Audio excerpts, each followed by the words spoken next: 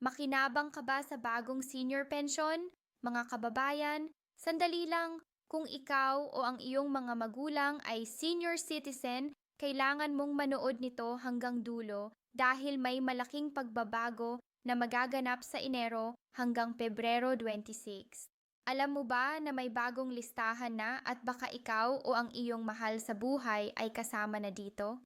Hindi na ito biru-biro dahil opisyal na ang announcement at maraming senior citizens ang makakatanggap ng pensyon na matagal nang hinihintay.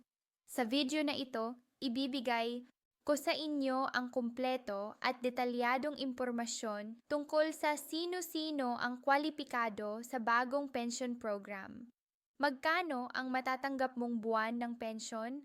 Paano mag-apply? At ano ang mga requirements?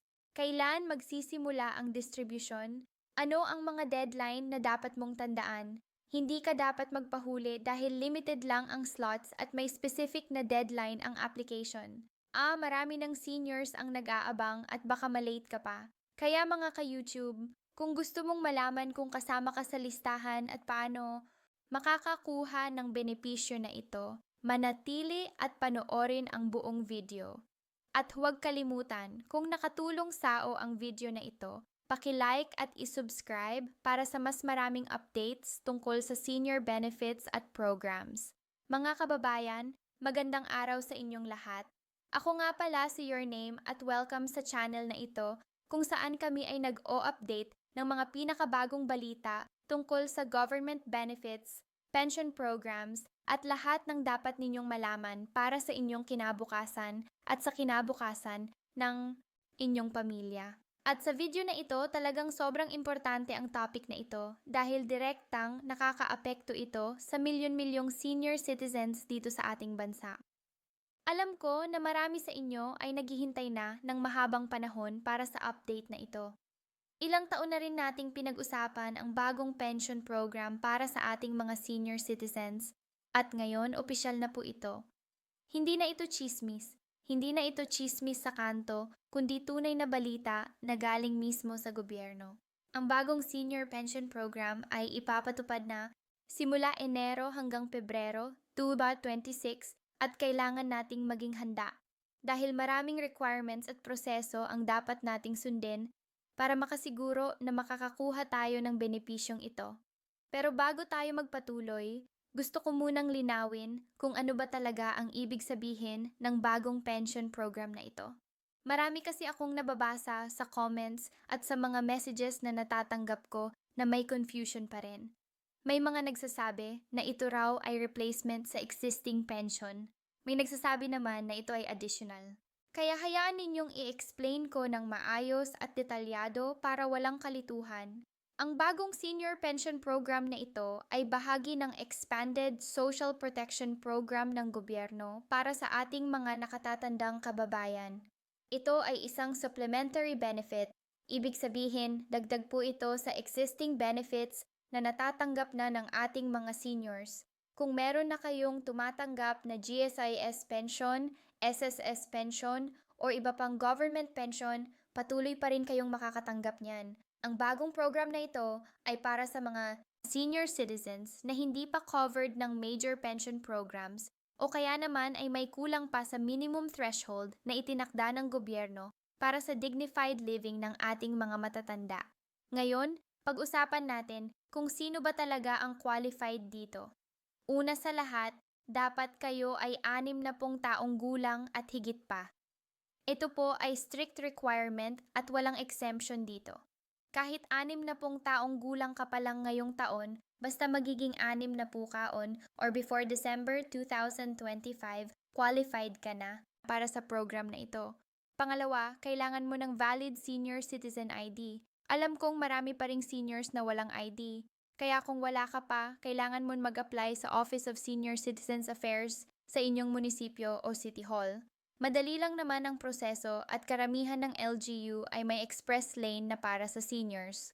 Pangatlo, kailangan mong permanenteng nakatira dito sa Pilipinas.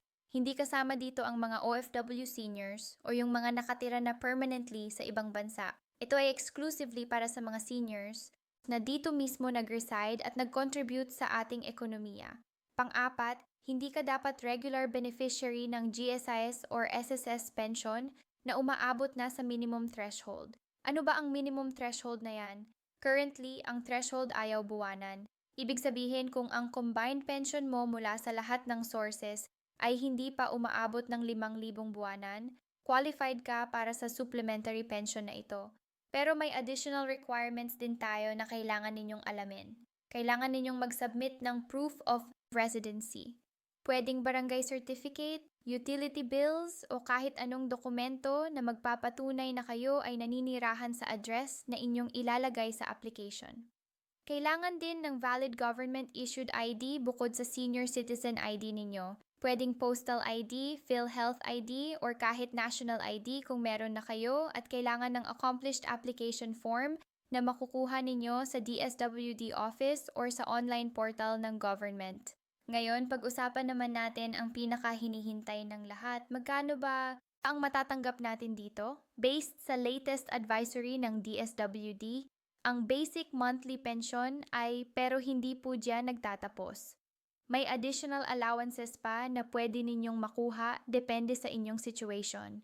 Kung kayo ay solo senior, ibig sabihin walang anak na tumutulong or walang legal guardian na may income. May additional 1,000 kayo.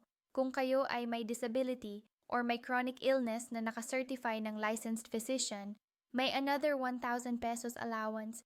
At kung kayo ay nasa 4th class or 5th class municipality, may dagdag PH 500 para sa cost of living adjustment.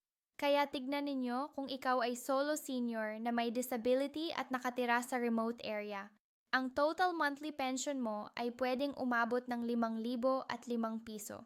Hindi ito malaking halaga para sa iba, pero para sa maraming seniors na walang regular income, ito ay napakalaking tulong. Isipin ninyo na lang PH 5,000 kada buwan. Yan ay PH 5,000 sa isang taon. Pwede na yan pambili ng maintenance medicine, pambayad ng bills, or kahit pang emergency fund lang. Pero, tandaan natin, ang pensyon na ito ay hindi automatically matatanggap. Kailangan ninyong mag-apply at very important na sundin ninyo ang tamang proseso at deadline. Ang application period ay magsisimula ng Enero 26 at magtatapos ng Pebrero 28, 26. Ibig sabihin meron lang kayong 2 buwan para mag-apply.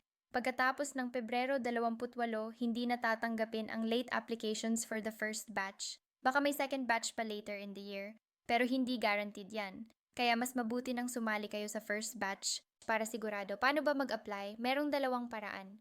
Una, pwede kayong pumunta personally sa DSWD office sa inyong area. Dalhin lang ninyo lahat ng required documents. Fill up the form, submit, tapos antayin na lang ang confirmation. Usually, makukuha ninyo ang confirmation within 3 to 5 working days kung kumpleto ang documents ninyo. Pangalawa, pwede din kayong mag-apply online through the DSWD portal.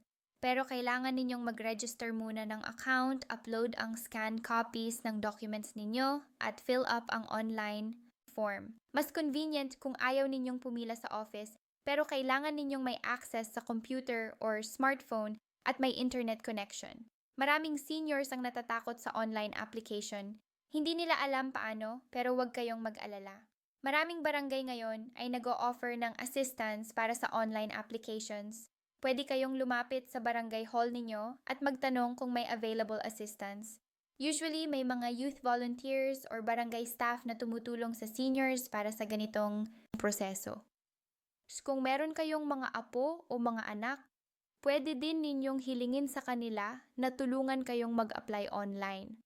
Ngayong napag-usapan na natin kung paano mag-apply, pag-usapan naman natin kung kailan kayo makakatanggap. According to the implementation timeline, ang first batch ng beneficiaries ay makakatanggap na ng pension by March 2026. Ibig sabihin, kung nag-apply kayo ng January by March, meron na kayong pension. Ang payout ay buwan-buwan at pwede ninyong piliin kung paano ninyo gusto matanggap. May 3 options kayo. Unang, direct deposit sa bank account ninyo. Ito ang pinaka-convenient kung meron kayong existing bank account.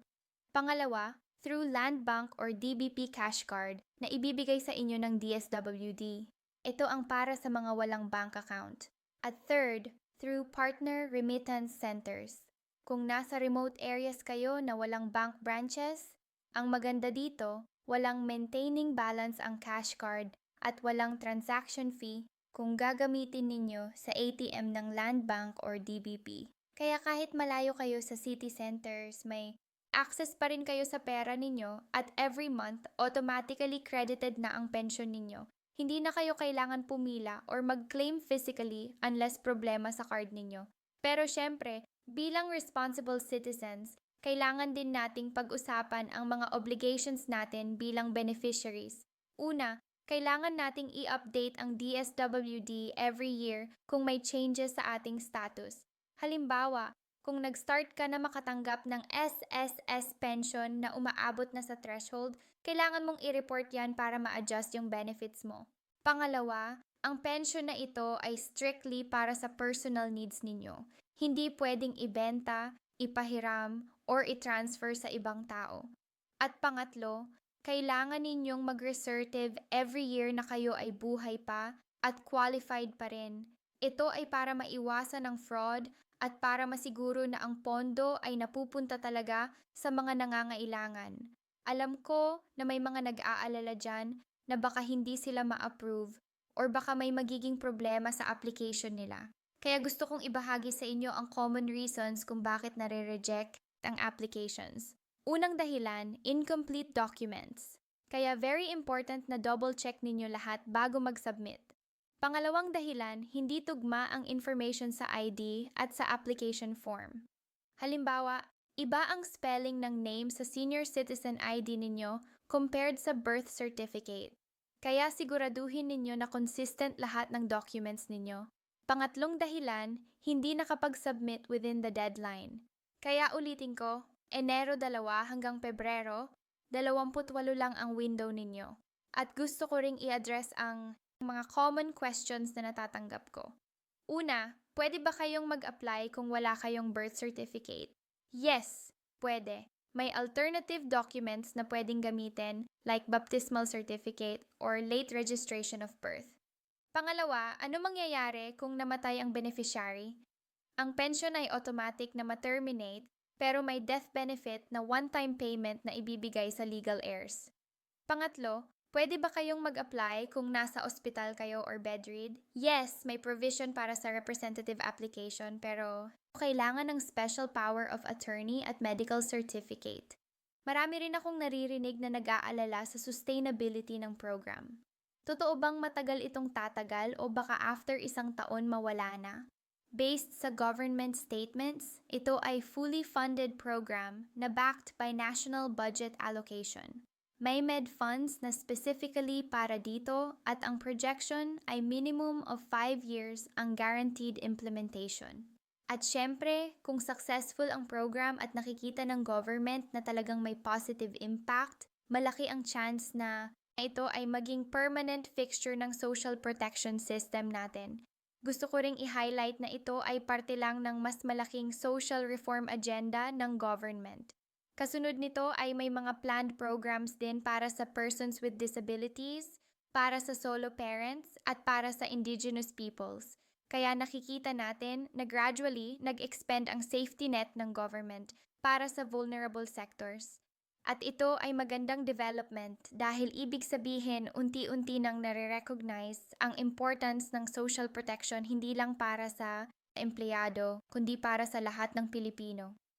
Para sa mga meron pang tanong or concerns, meron kayong pwedeng tawagan na hotline. Ang DSWD hotline ay available from 8 a.m. to 5 p.m., Monday to Friday. Mayon din silang email support at Facebook page kung saan kayo pwedeng mag-send ng messages at very responsive naman sila based sa feedback na natatanggap ko mula sa viewers. Usually within 24 hours may reply na kayo. Sa pagwawakas, gusto kong hikayatin kayong lahat na samantalahin itong opportunity. Hindi ito basta-basta benepisyo. Ito ay recognition ng government sa contributions ninyo sa society. Kayo ang bumuo ng Pilipinas na ating tinatahanan ngayon. Kayo ang nagtrabaho, nag-aral, nag-sacrifice para sa susunod na henerasyon. At ngayong senior citizens na kayo, Deserve ninyo ng dignified life at security. Kaya mga ka-YouTube, kung kayo ay qualified, mag-apply na. Kung ang parents ninyo ay qualified, tulungan ninyo silang mag-apply. Kung may kakilala kayong senior na walang kamag-anak na tumutulong, i-share ninyo sa kanila ang video na ito. Let's help each other para walang maiwan sa programang ito. At huwag kalimutang mag-like ng video na ito, mag-subscribe sa channel at i-click ang notification bell para updated kayo sa latest news tungkol sa government programs at benefits. Maraming salamat sa pakikinig at hanggang sa muli. Ingat tayong lahat. M.